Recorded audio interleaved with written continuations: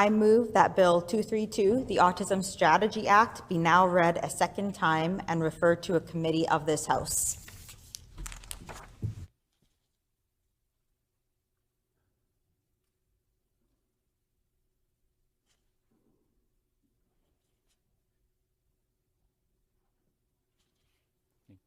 Been moved by the Honourable Member for Tyndall Park that Bill number 232, the Autism Strategy Act, be now read a second time and be referred to a committee of this House. The Honourable Member for Tyndall Park.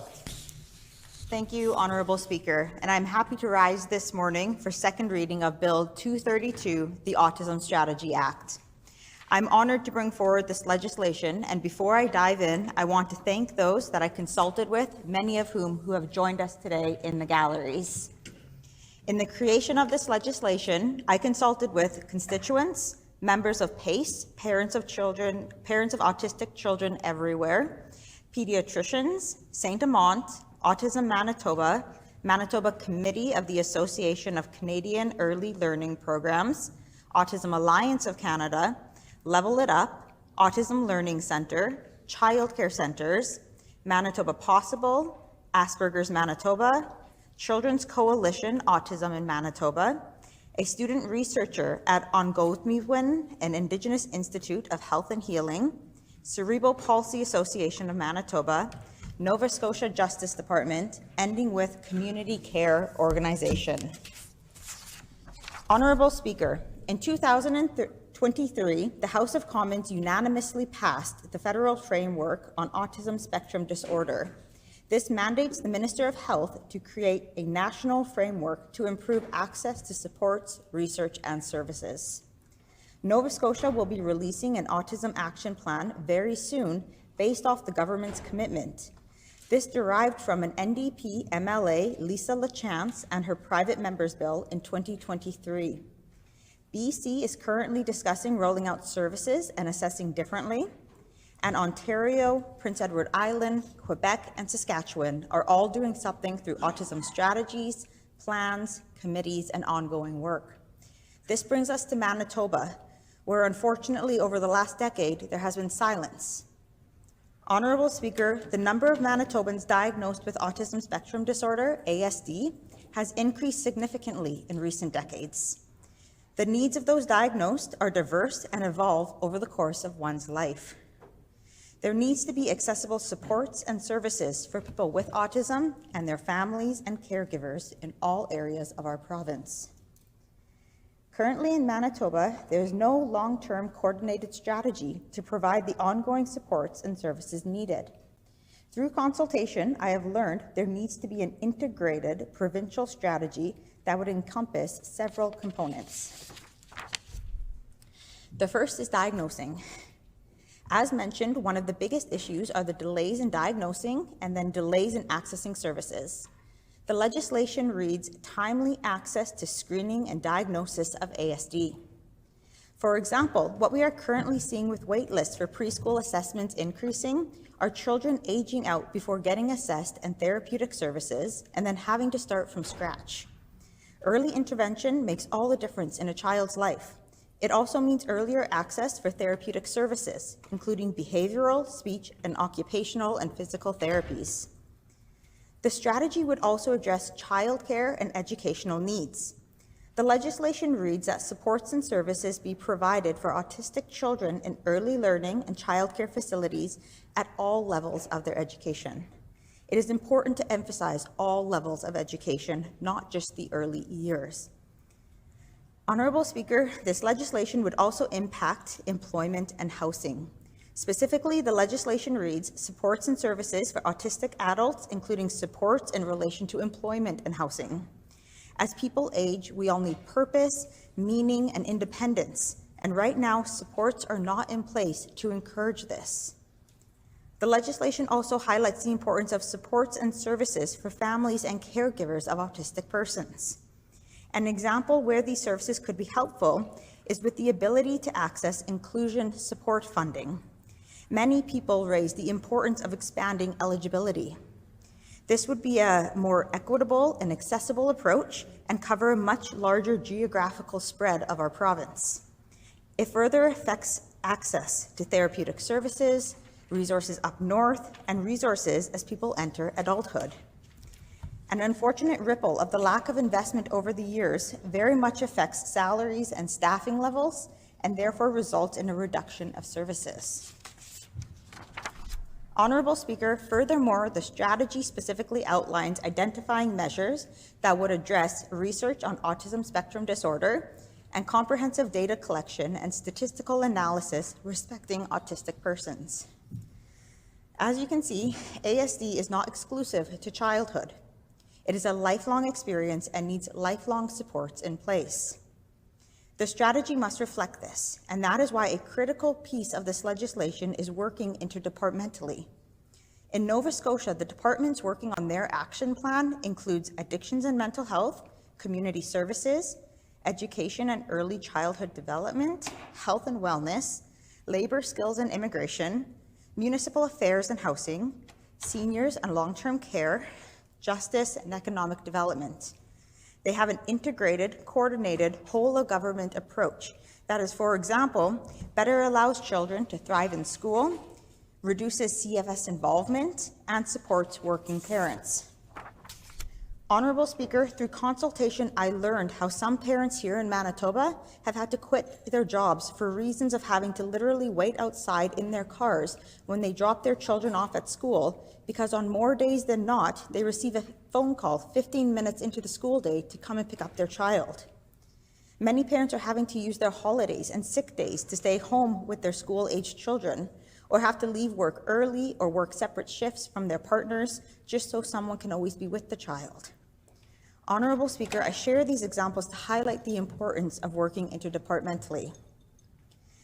The government would further need to consider several specific points while creating the strategy, including ensuring measures apply across Manitoba, that there is a specific focus on the needs and circumstances of autistic persons and their families and caregivers in First Nations, Inuit, and Métis communities, that they consult with people with autism, their families and caregivers, as well as the Autism Alliance of Canada and other organizations that advocate on behalf of autistic persons and their families and caregivers. Further, the government would be required to consult with physicians and research professionals who specialize in the diagnosis and treatment of ASD and representatives from First Nations, Inuit, and Métis communities. Honourable Speaker, it was raised with me that there is concern that non-autistic people are the voice of research and that we could do a much better job at focusing on a strength-based perspective and to create a space for community to make a difference. For example, there could be a First Nations, Inuit, and Métis base of autism. It would be inclusive and could be a strategy that creates environments to encourage and embrace the great strengths that come with autism and is led by strength-based cultural safety. The last piece of this legislation highlights that the government has a responsibility with the strategy and will be held to account. Firstly, the minister must finalize the Provincial Autism Strategy Act and table it and make it public within 2 years after the act comes into force. Secondly, there needs to be an annual report that outlines the measures identified in the strategy that have been implemented during the year, an analysis of the effectiveness of the measures that have been implemented in meeting the needs of autistic persons and their families and caregivers, and measures in the strategy that have not yet been implemented, including an explanation as to why and a timeline for its implementation. And thirdly and lastly, the minister must conduct a review that includes consultation of the Provincial Autism Strategy every 5 years after the Act comes into force. Honourable Speaker, as my time comes to an end, allow me to just share a few final thoughts. I once again want to express my gratitude for everyone who took the time to meet with me over the last 8 months, and for those who have taken the time out of their busy days to join us here today at the Manitoba Legislature. I'd like to invite all of my colleagues out on April 2nd at 6 p.m. There's an autism walk here at the Manitoba Legislature, and everyone is invited and encouraged to come out, as well as following, hopefully, the passage of a second reading here of Bill 232. We will be taking a group photo in the rotunda with all of our guests at 11:15, and all of my colleagues are welcome to join us. Thank you, Honourable Speaker.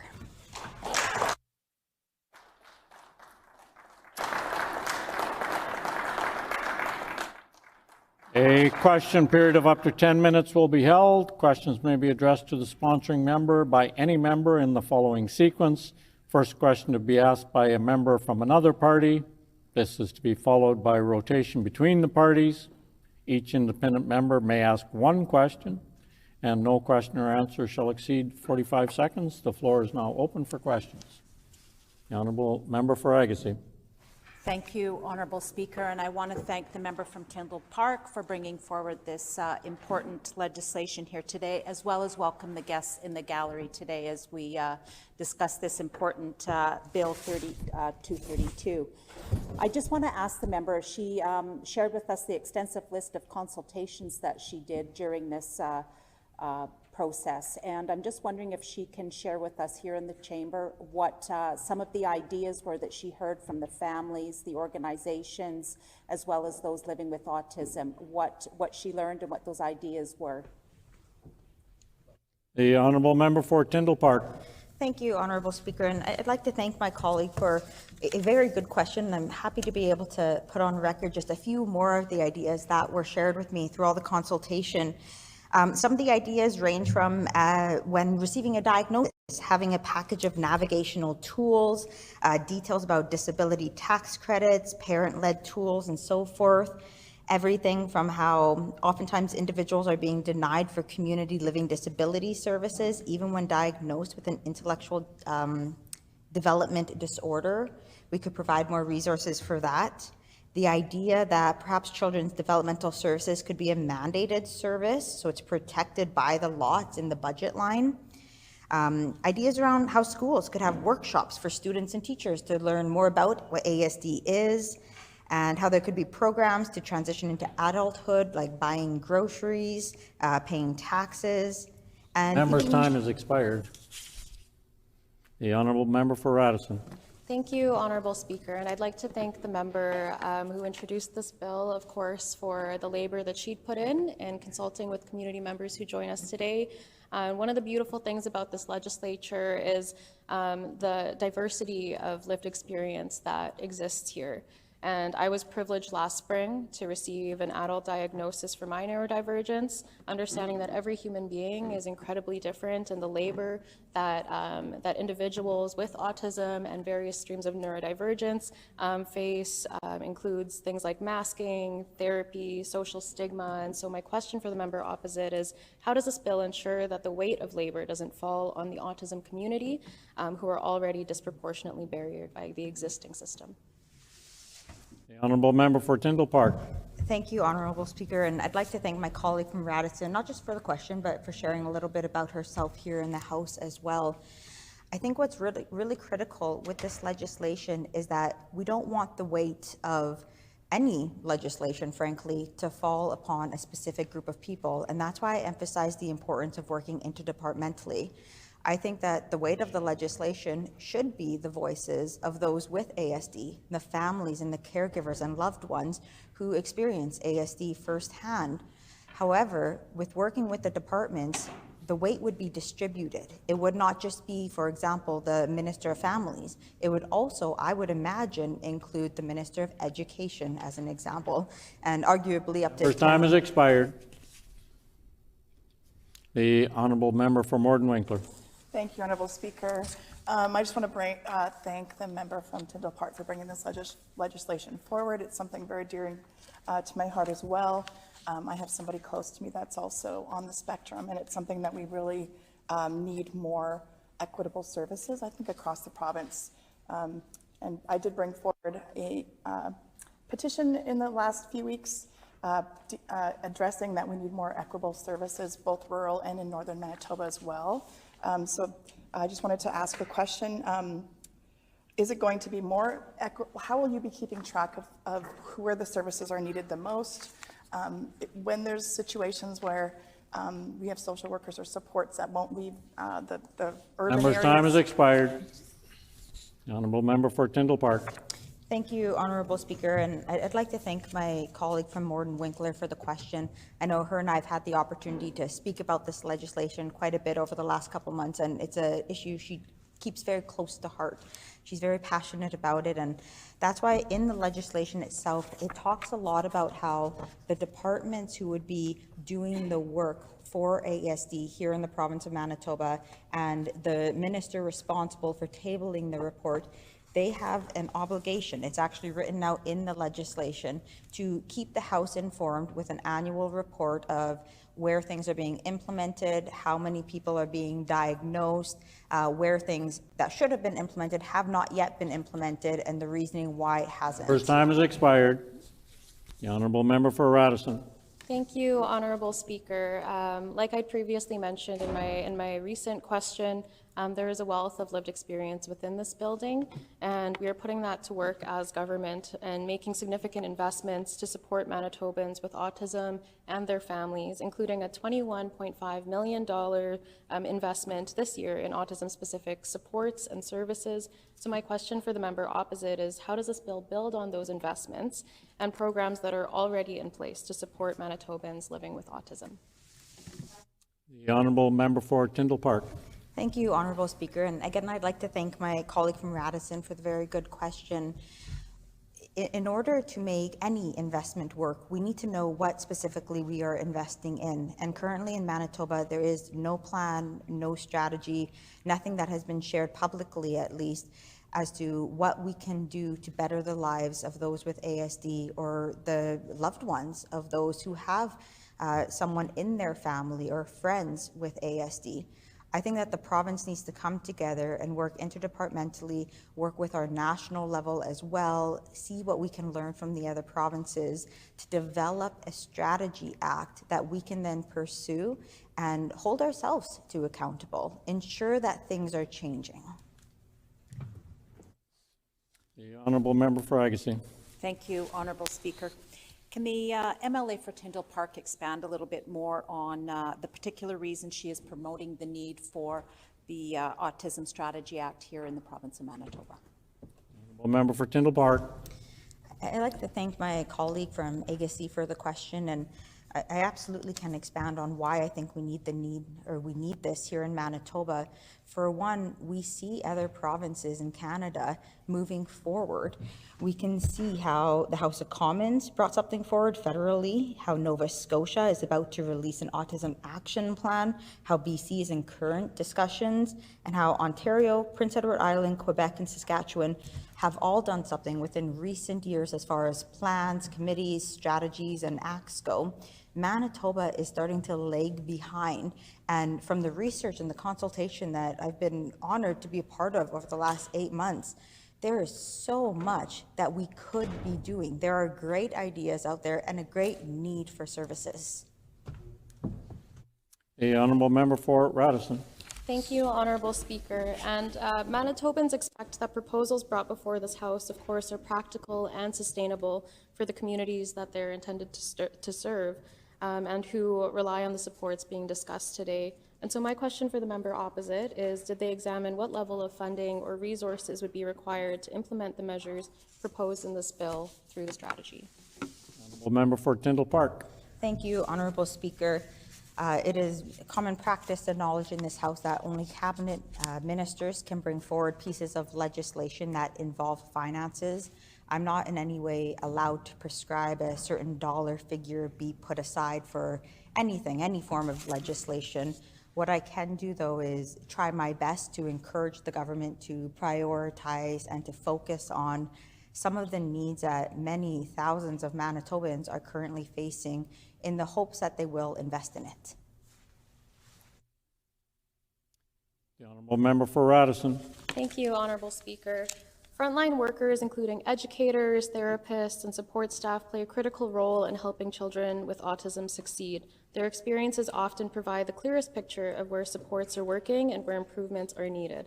I understand that the member has her own experience in the system as well, and so my question is if they can speak to the importance of course, listening to frontline staff and ensuring that their experiences help guide improvements to autism services in Manitoba.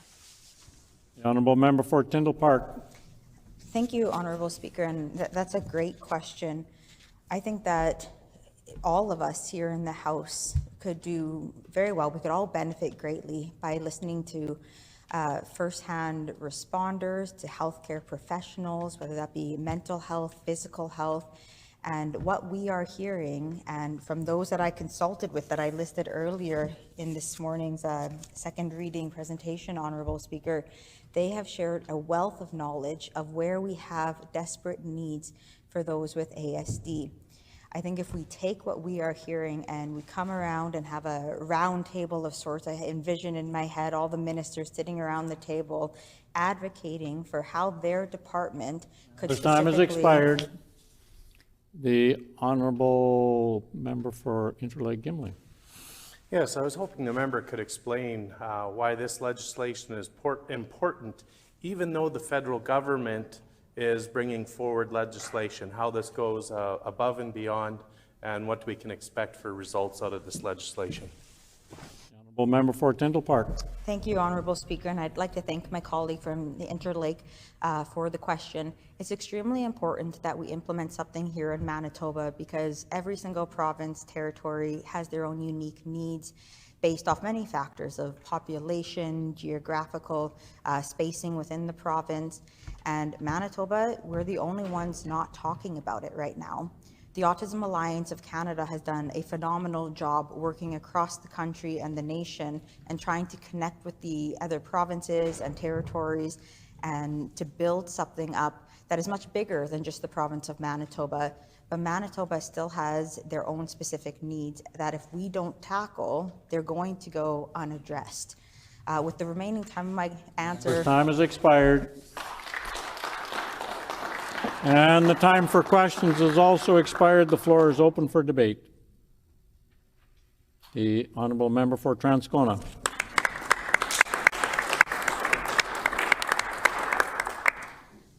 Thank you, Honourable Speaker. I want to begin by acknowledging the importance of the bill before us today and the broader conversation that it represents. Autism affects thousands of Manitobans and their families, and discussions like this give us the opportunity to deepen public understanding and strengthen the supports that families rely on every day. Autism affects my family. My sister was diagnosed with an intellectual disability back in the 60s. Today, she would have been diagnosed with autism. My sister has faced her struggles throughout her life. The way folks were dealt with in the 60s was much different than how we are capable of dealing with things today. The recommendation for my sister was for her to live at the Manitoba Developmental Centre in Portage. Today, we have come a long way and we have the education and the ability to work with people where they are at so that they can stay in their family home, attend their community school, and thrive in their communities. I've also had the opportunity to work with hundreds of students diagnosed with autism in my 30 years of working in education. Education continues to shift practices to best meet the needs of each child, and we will continue to do better. We will continue to learn and grow overall so that everyone is able to live their best life. Autism, or autism spectrum disorder, is a neurodevelopmental condition that affects how individuals communicate, interact socially, and process information. The term spectrum is important because autism can look very different from person to person. And as specialists say, when you have met one person with autism, you have met one person with autism. What is clear is that autism is becoming increasingly common. Recent Manitoba research suggests that the prevalence of autism among children and youth rose from 0.58% in 2011 to approximately 1.6% in 2022. That means more families across our province are navigating autism diagnoses and seeking support. Federal survey data tells a similar story. Nationally, around 2% of children and youth in Canada are diagnosed with autism, and Manitoba's prevalence sits at roughly 1.7%. These numbers represent thousands of Manitoban families who are working every day to support children with unique strengths, challenges, and needs.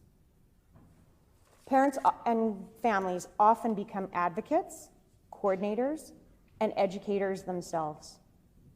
They may spend significant time navigating service systems, attending appointments, and working with teachers and clinicians to ensure their child receives the appropriate supports.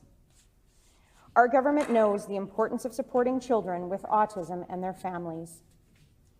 We have already invested $21.5 million this year for autism-specific services and supports to children and their families. And we're working with educators, healthcare providers, and communities to make sure that programs are practical, effective, and available to all families. In Manitoba, the central program supporting many children with autism is Children's Disability Services. Autism spectrum disorder is one of the conditions covered under this program. And in 2023-24, 4,352 children diagnosed with autism were enrolled in CDS. Through Children's Disability Services, families may receive case management, respite services, behavioral supports, and connections to specialized therapies and community programming. These supports can help families maintain stability and ensure children are able to participate fully in their homes, schools, and communities. Importantly, our government has recognized that demand for these services is increasing.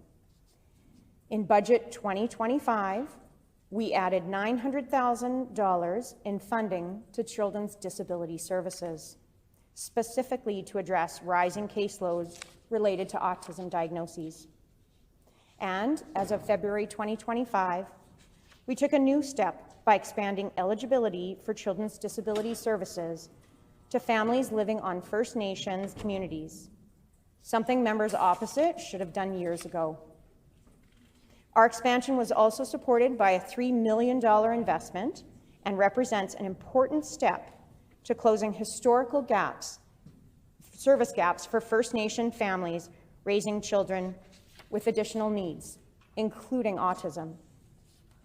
Our government also benefits from strong community and service partners. One of the most important is Saint-Amand, a long-standing Manitoba organization that provides early learning services for preschool children, case management support for families across the province, and consultative support for schools working with students with autism. Our government has recognized the importance of these services by supporting Saint-Amand's work through provincial investments. We firmly believe every child matters, and our government will ensure that every child has the ability to reach their full potential. For example, our education system includes specialized student services teams that work with teachers and families to develop individualized plans for students with autism and other learning needs. I was a member of such a team. I was a student services consultant for the River East Transcona School Division. I was a resource teacher. I was a guidance counselor. I worked with school teams, families, students, psychologists, occupational therapists, physiotherapists, speech-language pathologists, and many others to ensure students with autism had appropriate programming. We met regularly to ensure we were continuing to meet the needs of every child. Professional development was ongoing, and new strategies were shared with the teams. If one strategy didn't work, we would try something new. Individual education plans are not static documents. They are fluid and adapted to best meet the needs of each child's needs. This work continues today. The Saint-Amand School Outreach Team, for example, provides expert, intensive, multidisciplinary team mentorship to 6 to 7 schools per year in Manitoba that require support programming for students with profound and complex needs such as autism. This team helps ensure that students receive the accommodations and supports necessary in their home schools to succeed in the classroom. And in 2025-26, our government provided $526,000 to the St. Amant Outreach School team, an increase of $126,000 from 2024-25. At the same time, it's important to recognize the strengths and contributions of Manitobans with autism themselves. Autism is not simply a list of challenges. Many individuals with autism bring remarkable abilities in areas such as memory, attention to detail, creativity, and problem solving. Our responsibility as legislators is to ensure that Manitobans on the autism spectrum have the supports they need to thrive, while also building communities that recognize and celebrate neurodiversity. Honorable Speaker, the bill before us today is part of that broader conversation. By continuing to invest in services, strengthening collaboration across sectors, and listening to the experiences of families and individuals living with autism, we can build a Manitoba where every person on the autism spectrum disorder has the opportunity to succeed. And I know through personal experience and through the support of a collaborative team that my sister is also able to live in her community, to thrive, to take part in activities, and to live her best life. Thank you, Honorable Speaker. The Honourable Member for Agassiz. Thank you.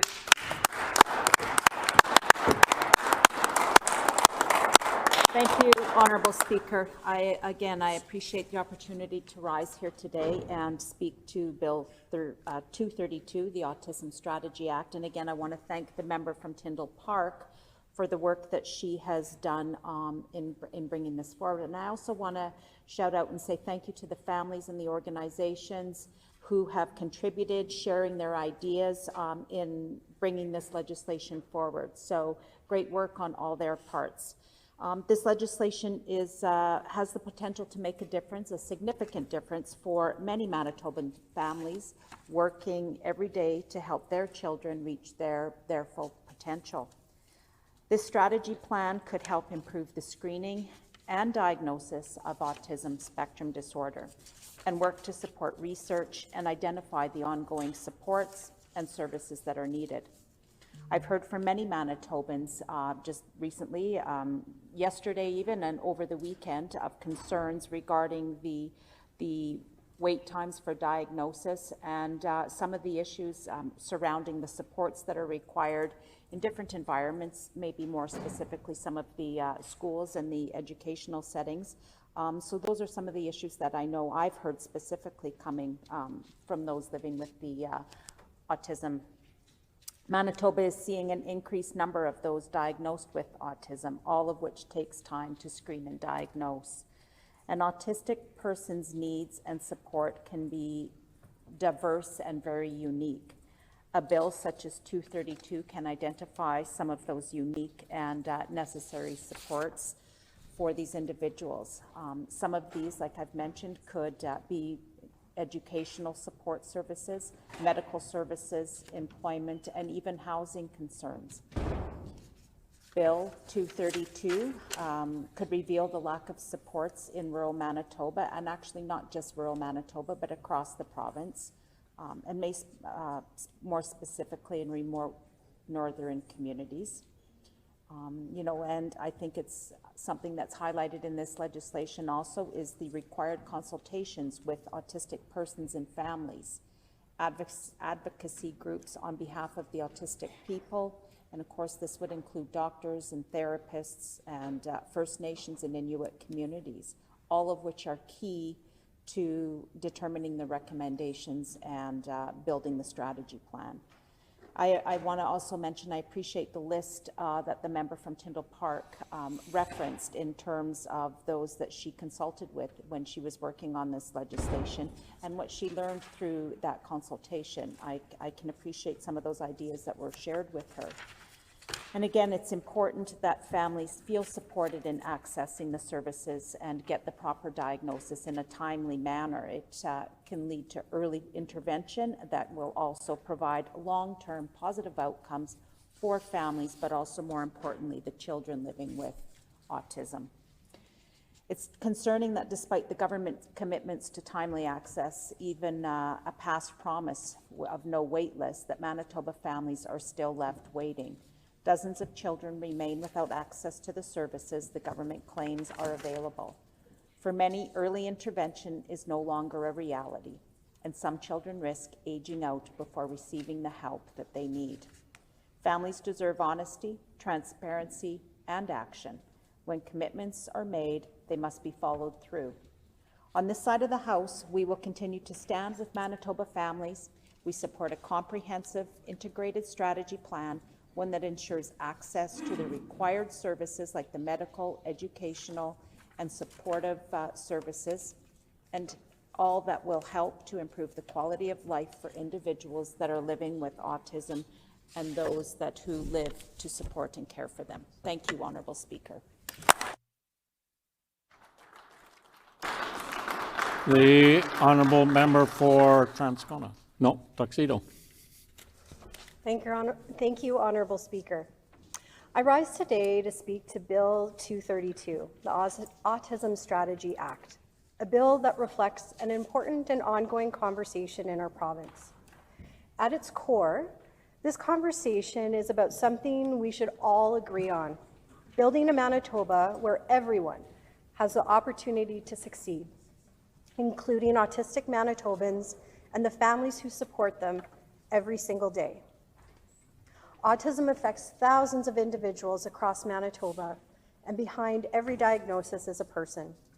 In many cases, that person may be a child, but increasingly, it is also adults receiving what is often called a late diagnosis. Each diagnosis represents someone with their own strengths, challenges, and a future full of potential. Honourable Speaker, autism or autism spectrum disorder is a neurodevelopment condition that affects how individuals may communicate, interact socially, and experience the world around them.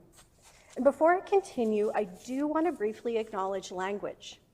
Different people have different perspectives on whether to say person with autism or autistic person. Both are valid. In my remarks today, I will use the term autistic Manitobans because even the most well-supported autistic person is still autistic. It is part of how their brain is wired, and for many, it is an important part of their identity. And that word spectrum matters because autism does not look the same for any two people. As many in the community say, and it's been said already this morning, if you've met one person with autism or one autistic person, you have met one autistic person. And to give an example, I had one person explain it to me like phones. The neurotypical brain, they said, is like an Apple phone. They're pretty much all the same, whereas the autistic brain is more like a Samsung or a non-Apple product where there's more customization, more options available. Or another descriptor is like a soundboard, where one person has a different configuration to another. And I found those as helpful descriptions when we talk about different brains. So, Honourable Speaker, we are seeing autism identified more often than ever before. And as my colleague from Transcona has previously said, in Manitoba, the prevalence among children and youth is risen from 0.58% in 2011 to approximately 1.67% in 2022. And nationally, it's about 2%. But it's important to understand what is behind these numbers. Part of this increase reflects progress. We are getting better at recognizing autism. For many years, there was a very strong bias. Much of the research that existed focused on Caucasian white boys under the age of 6.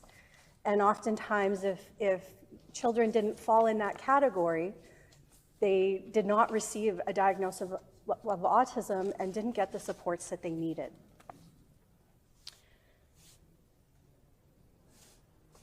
But today, we understand the full spectrum, or we're understanding it better and there's always room to understand it better, including autistic Manitobans whose traits may be less visible. And this is part of the broader conversation about inclusion, about recognizing the diversity within the autistic community and ensuring people are seen and supported for who they are. At the same time, there is still stigma. There are still outdated ideas about what autism looks like and who it affects. The reality is that autistic brains are different, not broken. They bring unique ways of thinking, learning, and experiencing the world. And I know I'd spoken with an educator, and this was years back actually, talking about the conversation of inclusion in our schools.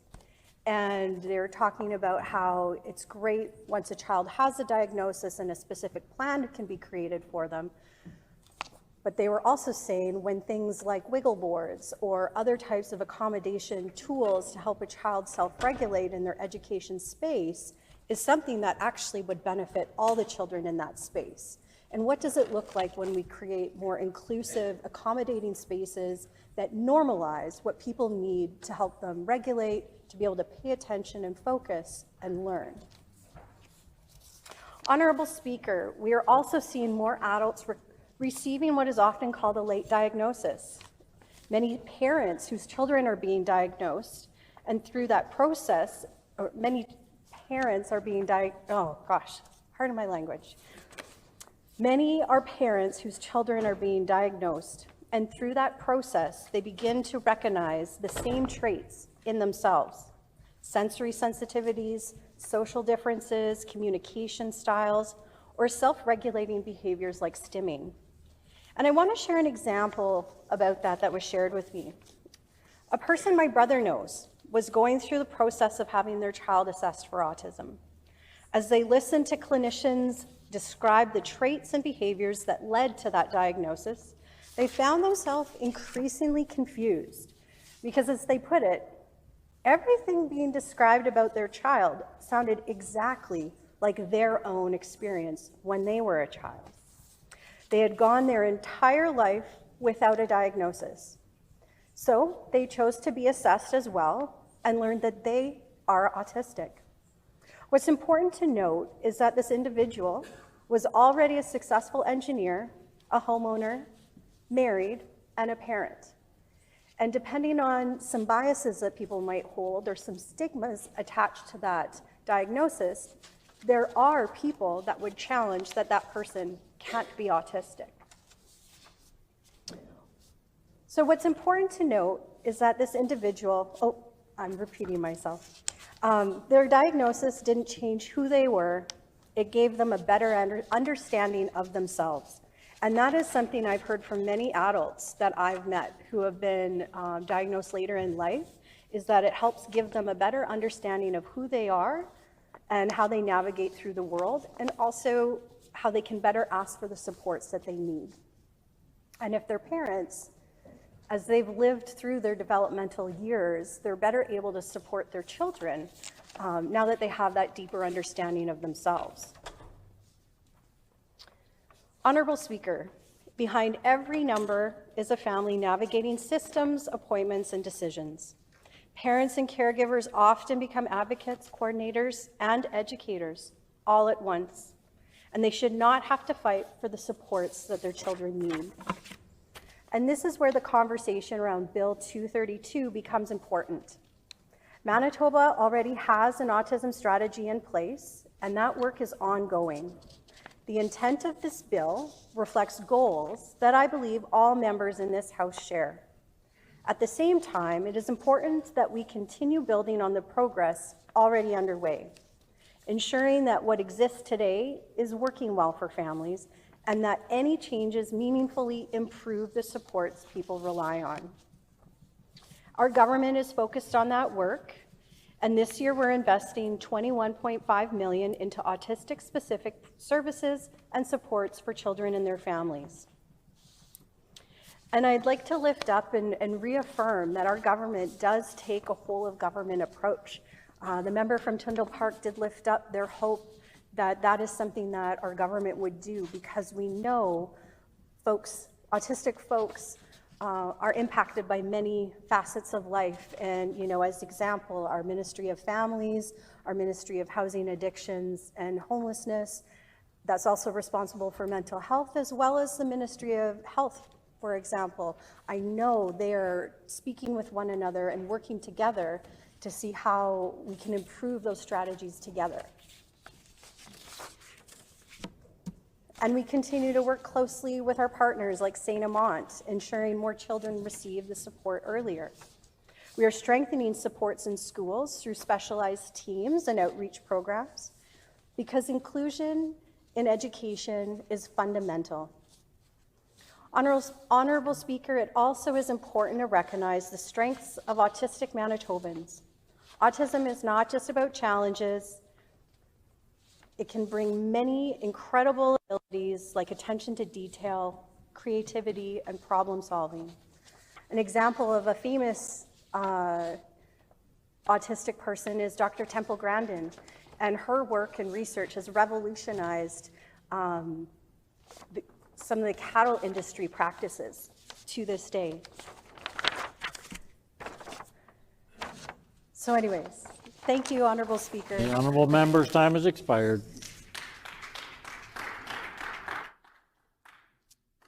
There are no other members wish. The Honourable Minister of Innovation and New Technology. Thank you, Honourable Speaker. Like others in this chamber, I rise today to put a few words on the record in relation to this important issue. And we all bring with us our own backgrounds. As I've pointed out in this House before, I spent a good portion of my adult life working as a teacher in the public school system.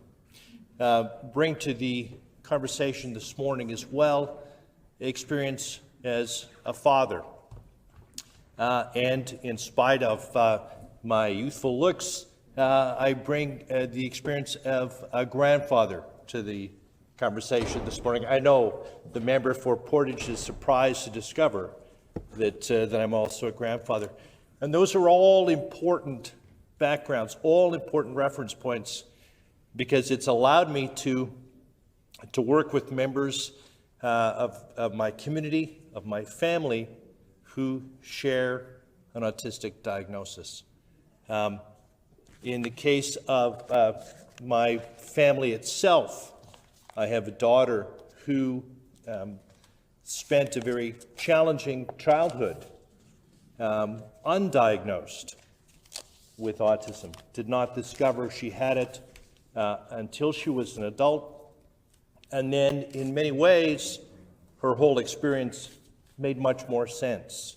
It fell into place and she was able to find some peace with the experience that she'd had as a child. As a grandfather, I now have a grandchild who is diagnosed with autism and getting the important early interventions that she needs in order to make sure that she's able to lead her best possible life. And as a teacher, spending many years in the classroom with many students, some of whom struggled undiagnosed, but many more thriving because they had been provided the supports that they needed in order to be their best selves, and who are now adults thriving in the community, building lives, and contributing so very much to the communities in which they live.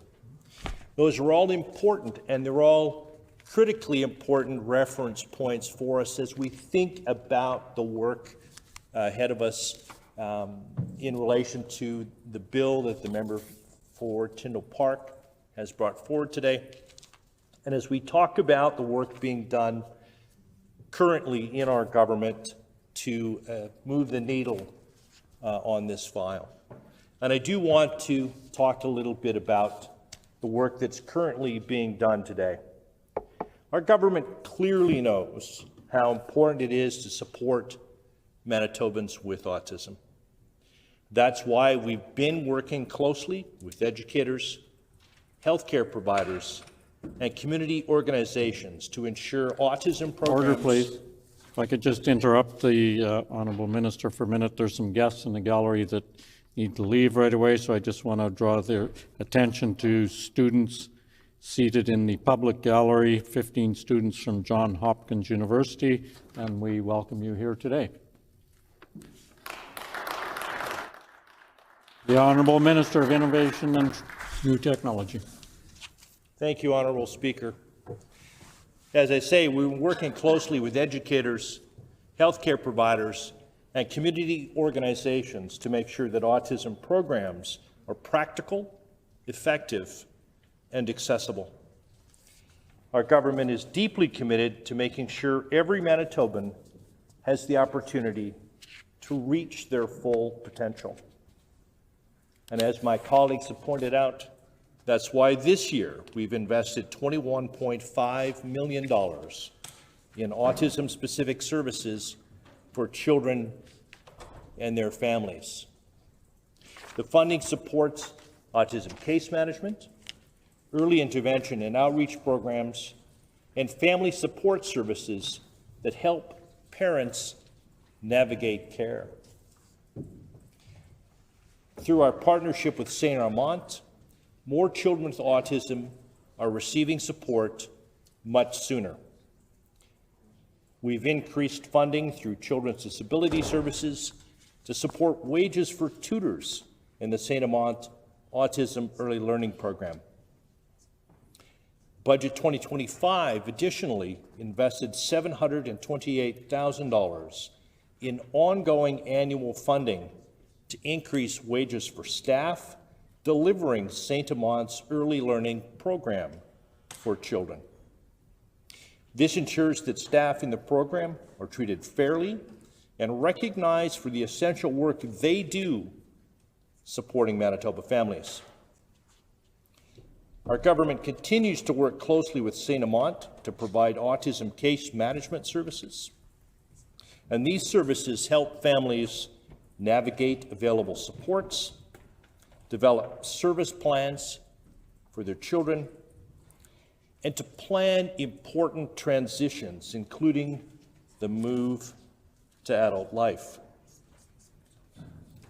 We're also providing an additional $900,000 to the Children's Disability Services to respond to rising caseloads driven by increased autism diagnosis. This has helped, Honourable Speaker, reduce wait lists to access those important services. Additionally, it's important to point out the continued good work that St. Amant does and how critically important they are in this conversation. St. Amant received $2.6 million for the 2025-26 year to deliver case management services for up to 3,000 children with autism across Manitoba. Our government is also ensuring that students with autism receive critical support in schools. We're supporting the St. Amant School Outreach Team to provide expert multidisciplinary mentorship to schools supporting students with profound and complex needs, including autism. The team works directly with 6 to 7 schools each year to strengthen programming and supports for students. In 2025-26, our government provided $526,000 to this initiative, an increase from $400,000 the previous year. We're also proud to provide funding for 2 neurodevelopmental service support teachers and a speech and language pathologist.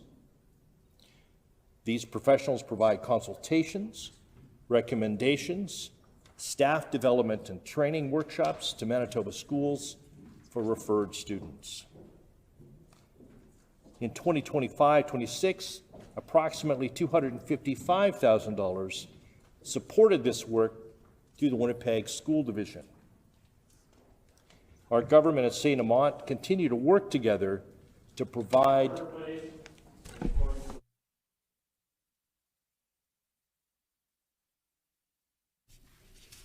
In accordance with Rule 25 and as previously announced, I'm interrupting debate to put the question on second reading of Bill number 232, the Autism Strategy Act. So is it the pleasure of the House to adopt the motion? I hear a no. All those in favor, please say aye. Aye. All those opposed, please say nay. Nay. In my opinion, the ayes have it. The honourable member for Tyndall Park. Honourable Speaker, I'd like to ask for a recorded vote. Does the honourable member have support of three other members, sorry. The honourable member does have support. So then, in accordance with Rule 24(7), a division requested during private members' business on a Tuesday must be deferred to 11:55 a.m. on the next Thursday's private members' business and shall not be further deferred.